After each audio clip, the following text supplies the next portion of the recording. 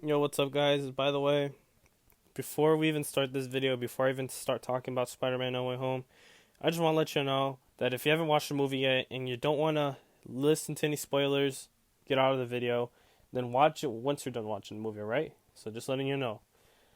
So where do I start? That movie, it was like perfectly, in my opinion, alright, it was perfectly put together. Like everything, all the events on each Spider-Man film all led up to this, and it just made sense. Now, but one thing I will say, the lizard was just there, and I know you guys have seen some memes about it, but the lizard was just, he was just chilling. He was just running around, chasing MJ and Ned. I don't know. I mean, I guess he kind of slowed Andrew down a little bit, but not a lot, to be honest. Now, I'm not gonna lie, I've never teared up during a movie. This movie almost made me tear up. Almost, it almost had me, bro. It was sad as hell when Aunt May died. That was sad because then I was like, because that's like all he has in terms of family. Because like his mom and dad is dead, his uncle Ben is dead. It's just his Aunt May. And then it got even more sad when Doctor Strange had to erase everyone's memory that Peter ever existed. That was super sad because now he's just on his own. Like no one knows that he exists, so he's just there now. And now instead of having a team with MJ and Ned, he has to be by himself. And out of this, what I liked is that we got one of the most comic accurate Spider-Man suits of all time towards the end of the movie, and I liked that suit. It was so glossy. It was just clean. Now I'm just curious to know, after everyone got their memory erased and everyone just forgot that Peter existed, if MJ's just looking through her phone and she just sees like random old pictures of her and Peter together, and I wonder if that's gonna help her bring back some memories. I don't know. I'm just curious. And the thing is, Peter's just gonna be by himself. He has no Stark tech. He has no team anymore. It's just him. It's just Spider Man. And I'm just really interested to see how Tom Holland Spider Man will do by himself.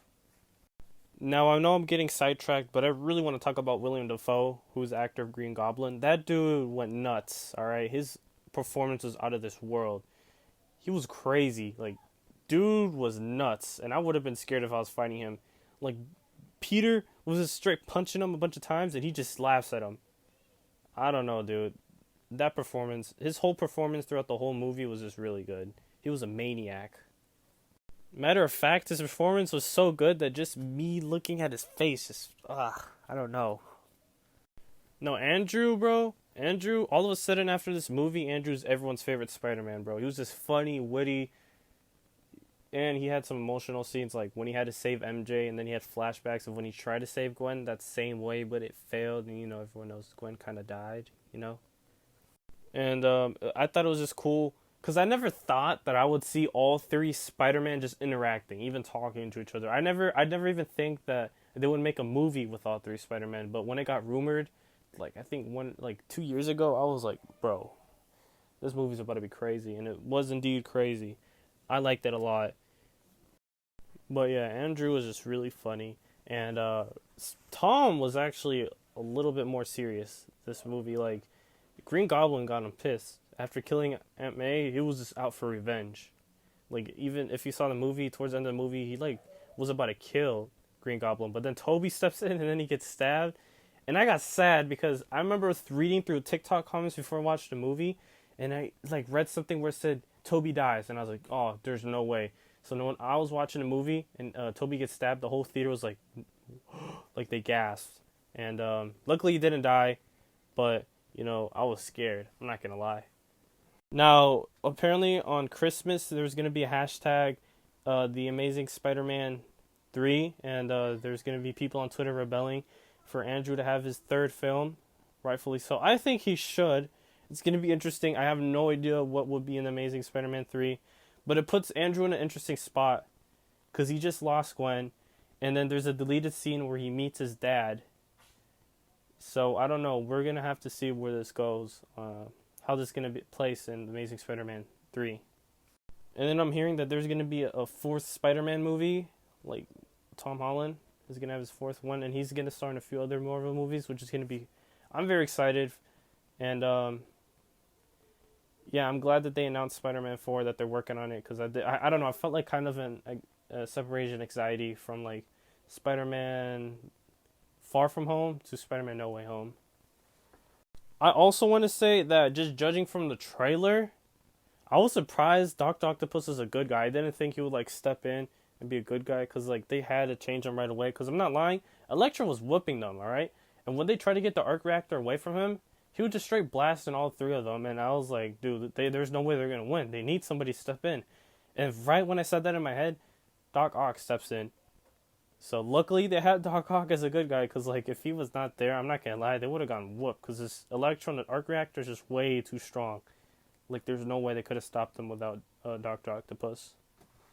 And man, the movie really hurt me when Peter like walks in the donut shop where MJ works. He went in there to like talk to her, try to like make her remember him.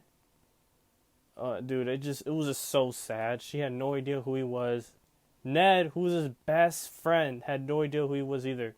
And it just made me really sad, because like those were his best friends and they went through everything together.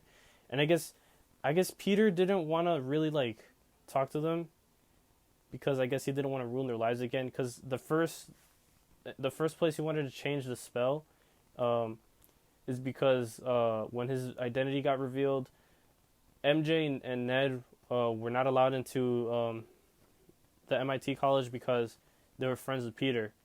So I guess Peter didn't really want to risk having like a repeat of that. So he decided to leave the coffee shop.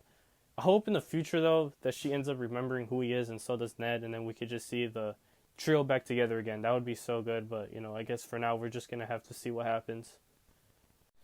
And what I noticed through the movie, like right away, is when they turned Sandman back into his human form.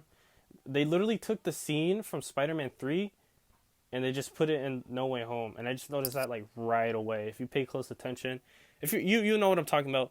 I can't put the scene here on YouTube because it's probably going to get taken down most likely. But yeah. And I don't know if they took it from Spider-Man 3 as well, but like the scene where Toby tried to stop Tom from stabbing Green Goblin, and he was like struggling holding the glider. That looked really familiar too. I'm pretty sure that was a Spider-Man 3, or they could have just refilmed it. I'm not sure. But apparently they used just the original clip from Spider-Man 3 for Sandman, is because I guess the dude that acted as Sandman couldn't make it there on the set. So they just like took his voice, made Sandman be in his sand form the whole time. And then like in the movie they just took the scene from Spider-Man 3 and they just put it in No Way Home, just added a different background. And apparently Venom's gonna be there now, because at the end credit scene, Venom was like, I need to talk to the Spider-Man guy, and then he gets teleported out of Mexico. So I'm really interested to see how because Venom is more of an anti-hero. He's not necessarily a villain in his own Venom movies.